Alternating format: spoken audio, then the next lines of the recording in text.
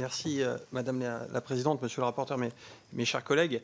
Je voudrais commencer par saluer la qualité du travail du rapporteur, car si ici nous sommes tous responsables d'avoir une vision globale sur la défense nationale, y compris d'ailleurs au-delà de cette commission, car la défense est l'affaire de tous, je crois que nous avons intérêt à nous spécialiser pour monter en compétences, et le travail du rapporteur montre bien que le travail constant sur un sujet ciblé permet d'acquérir une véritable expertise.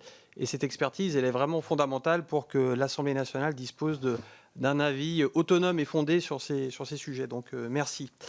Les questions de renseignement sont souvent réduites à un débat entre liberté et sécurité, qui, je crois, occulte un autre débat, qui est celui entre la faisabilité et l'utilité. Car la bonne innovation, la bonne technologie, c'est celle qui répond à un besoin opérationnel. Donc la question qu'on doit se poser ici, c'est ces algorithmes sont-ils utiles?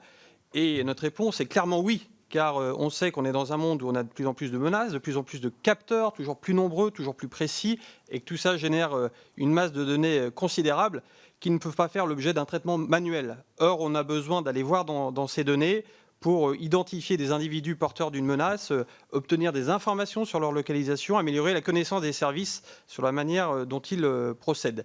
Et l'usage de ces algorithmes permet par ailleurs d'éviter, vous l'avez dit, monsieur le rapporteur, de trop surveiller sur l'ensemble du spectre. D'une certaine manière, c'est comme si on remplaçait un gros filet qui permet de pêcher beaucoup de poissons par une connaissance plus fine du poisson qu'on cherche pour aller le chasser avec un harpon.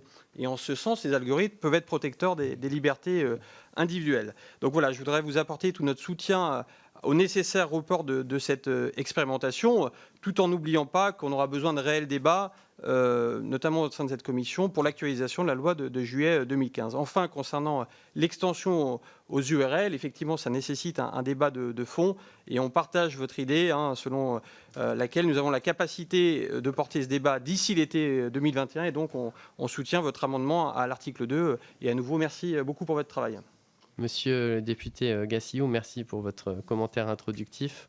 Je partage l'ensemble de ce que vous avez dit, et à la fois sur le caractère protecteur des libertés individuelles que peut avoir l'algorithme et que peuvent avoir un certain nombre de techniques de renseignement quand elles sont bien ciblées et qu'elles permettent justement de ne pas surveiller tout le monde.